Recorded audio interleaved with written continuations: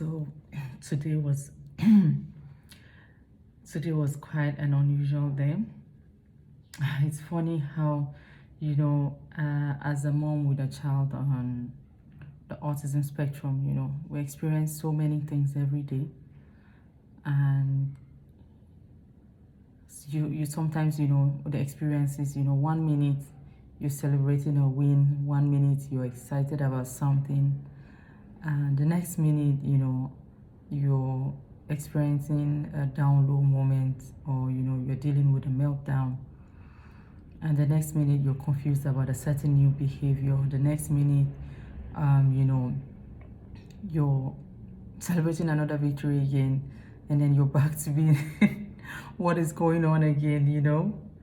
It's funny how we get to experience more of that. I know, parents with neurotypical children also experience. I experience this sometimes with my girls too, but I experience some intensity more, I will say, with my son. So let's just call this a rant episode. Not really a rant because I'm over it. I'm just, I just would like to be as transparent as possible. Even though you won't find many of videos of my son, or showing a meltdown, or I'm not comfortable putting that on my pages. You wouldn't even find that much videos about him. I just want to share something that happened today. And so, like I was saying, today went from exciting, and we had a very beautiful morning. Everything was so perfect this morning. He was calm and everything, and we had this appointment at the center. I just got this place where I want to try some extra help for him. He's growing. He's going to be 9 next month. There's a limit to the things that I can help him with, and I definitely need some professional help. So we went to the clinic, and he was supposed to see a speech therapist today. And while we were there, we got there, everything was fine, and he started asking for a phone. And yes, if you've been following me a long time, I've told you, I've mentioned it several times that we have this, addiction to, I know a lot of parents, but we have it in a kind of on a different level. And I've been working on this for so many years. Let me just say that sometimes, we do it and then I give up, and I have not really been consistent, but I have been trying. I've tried everything to at least to reduce the screen time, but so far nothing has been working for us.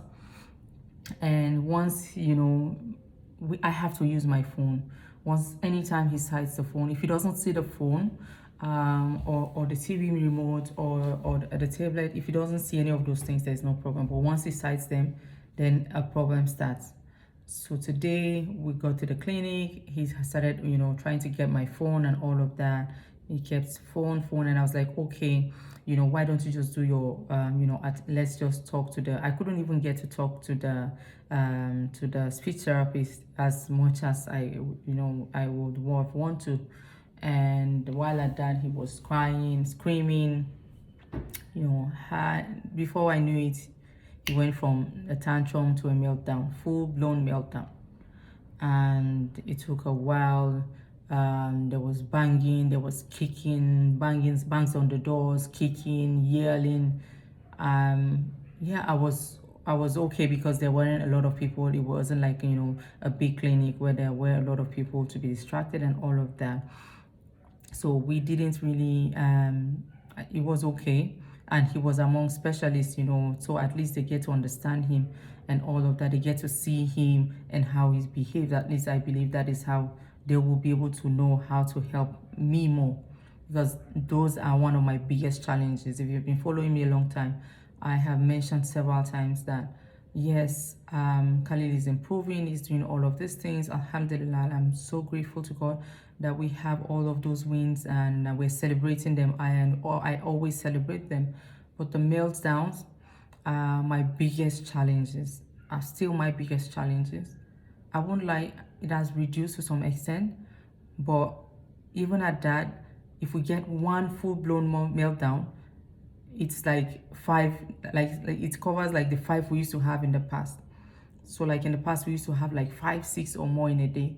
Now we can have like one big one that can take the size of those 5 or 6. But that one is going to shake everybody around us. And so we started out, and you know, eventually it went really bad. He was crying, and I was tired, I was exhausted, I just couldn't take it anymore. And I was just like, okay, let's just go home, you know. And it was time to leave. He refused to leave. He was just standing there, because we have to take off our shoes before we go into the you know, the office, and the speech therapist office, because most times, you know, they play on the floor and all of those things. So, put on your shoes, Khalid. He refused to put on his shoes. Let's go. He refused to go. He was just wah, wah, wah, wah, wah, crying. I tried everything. I tried everything. I tried the hugs, the squeeze. It's okay. I tried everything, ignoring him, everything, and nothing just was working. And he was adamant. And so I thought, let me try the last thing I normally do whenever he doesn't want to follow me. I walk away and I pretend like I'm going, and he always comes running. But today he didn't come. And I got down to the, you know, I got downstairs. I waited for about another 5 minutes, and he wasn't there. I went back up. I called him. Usually on a normal day, he will respond to my call. He always responds to my call. He didn't respond. He stood and he was still crying. So I had to go back up. Let's go, Khalil. He refused. He wouldn't want to put his shoes. And I was hungry. I have not eaten anything since morning. I was tired. I was exhausted. The noise was already getting into me, and I lost it at that moment. I lost it. I lost it. I have never felt like that. I have never felt like that with Khalil before. Like, yeah, you know, I have had times where we do lose it, and there's no matter how strong, I don't think there's anyone that will say, oh, I have not lost it. And even though, no matter how strong, yeah, you get to a certain emotional, you know, a point in your emotional intelligence or emotional level, but I am not there yet. I'm working on myself. Hopefully one day I will get there, but right now I'm admitting that this is where I am. I am not there yet. I lashed out on him. At that point, I became emotional. I broke down in the psychologist's clinic, and I was crying. And it's funny how, looking back now, and you know, just picturing that moment one more time, and talking about it again now, I feel a sense of relief that I actually let out all of that cry. I cried, and it was the first time. Yes, it was the first time he would see me really cry like this, like, you know, crying that because he knows that I am crying because of what he did, because of him, because of how I feel about what he was doing. And I also realized that it wasn't his fault. Everything he was doing was beyond his control. Even though I did lash out on him, and you know, I took it out on him, he wasn't to blame. He was just doing what he knows best, how best he knows how to communicate, and that is by throwing the tantrum. And when I started crying, he came to me, and it was like, I didn't even know, I've never experienced this before. And he was wiping my tears, and he was telling me, I'm sorry, mommy. And it made me cry the more because I had never experienced this with Khalil before, never. It made me cry the more. It made me emotional, but I was also happy deep down inside that I was doing an amazing job, because I knew how much we had to work on to get him to that state of understanding, you know, one's emotion. And I felt satisfied that, yes, he understood that mommy was sad. He understood that I was feeling emotional, and he even understood how to comfort someone in an emotional state. I had no idea my son could do that. And he was wiping my tears, and I kept crying. because it got me more emotional. He was cleaning my tears and he was telling me, it's okay, mommy. For the first time, his it's okay, mommy meant something. He used to say it's okay, mommy, but it usually used to mean the other way around. Like when he says it's okay, mommy, most times it's because he wants me to say it's okay, Kali. But for the first time, it's okay, mommy, really meant it's okay, mommy. And it was beautiful. He was telling me, it's okay, mommy. I'm sorry, mommy. He was hugging me. When he saw that I was still crying, because I didn't know why I took so long to calm down. You know, they were all, the speech therapist was there trying to calm me down. The lady at the receptionist was there. They were all talking to me. I just blanked out at that moment. And the more he kept saying, and then at some point he came, he was kissing me. He was giving me kisses on on my cheeks. He was hugging me, and he kept saying, I'm sorry, mommy. At some point he said, mommy is crying. And yeah, I'm laughing now. I'm laughing now. And I'm sharing this because I'm just sharing this because I believe there's something to, there's always something to learn from such experiences. One of the things is that our children do have emotions, and we can teach them emotions. I've seen children with autism behave in a way that, in a robotic way, because they are programmed to just apologize because it is just to apologize without the emotion. I am glad that my son understands the emotion and can apologize with empathy. He can show empathy. This is one thing that also many children with, on the autism spectrum do lack. And you will find many times, they will say, oh, they don't understand empathy. They have feelings also. And I began to feel bad about myself. I felt bad because now I even understand even more that he understands so much more.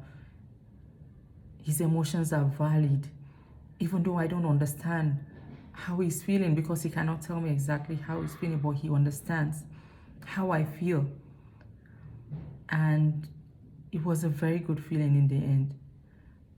It made me feel so good, despite how, I felt how bad the afternoon went for me.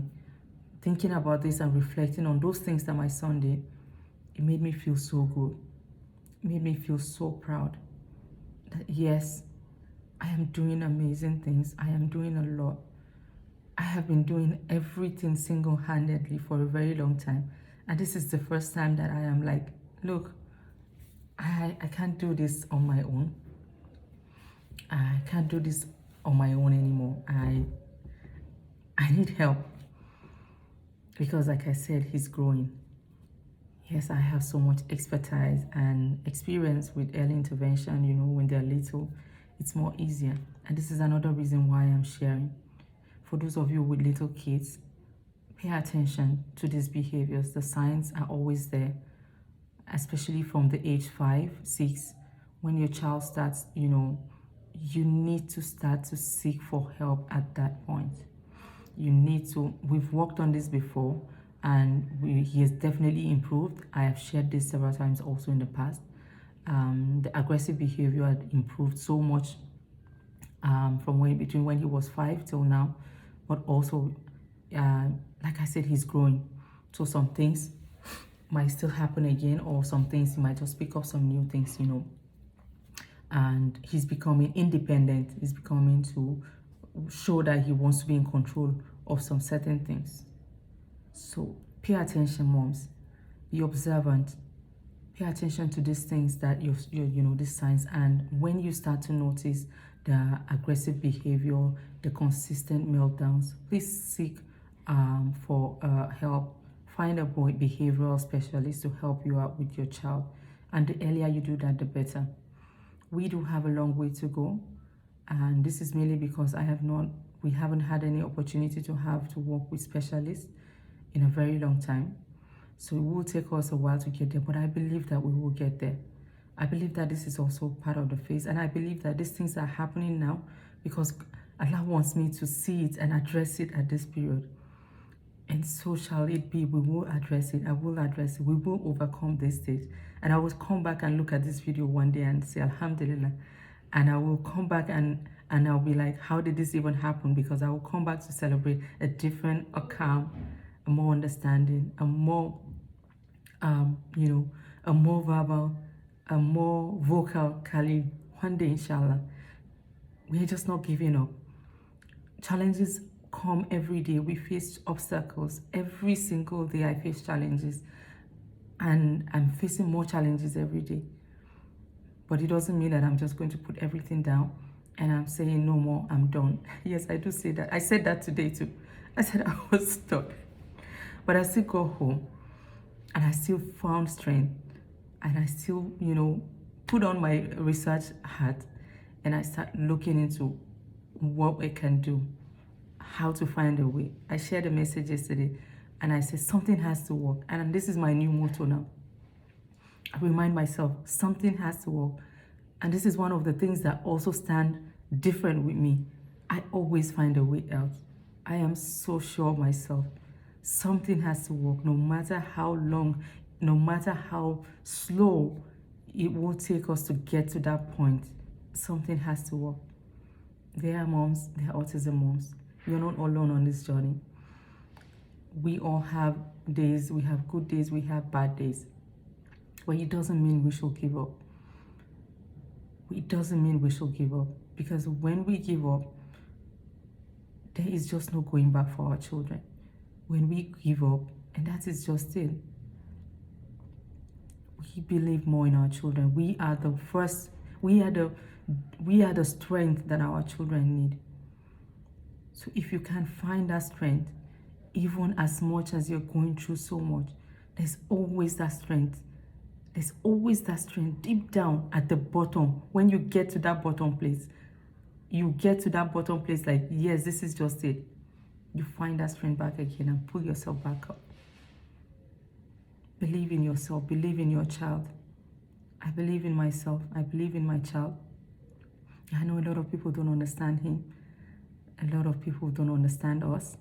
But we will get to the point where we will be celebrated and people will definitely understand and love and accept him for just who he is, because he's going to grow up to be an amazing person. He's going to grow up to be an awesome human being. As long as I'm alive, and as long as I am here to guide him, to walk him through this journey, to become independent one day. I hope you all learn one or two things from this, and I look forward to hearing or to reading what you have to say about what I just shared in the comment section. Thank you, everyone. Do have a lovely week ahead. Bye-bye.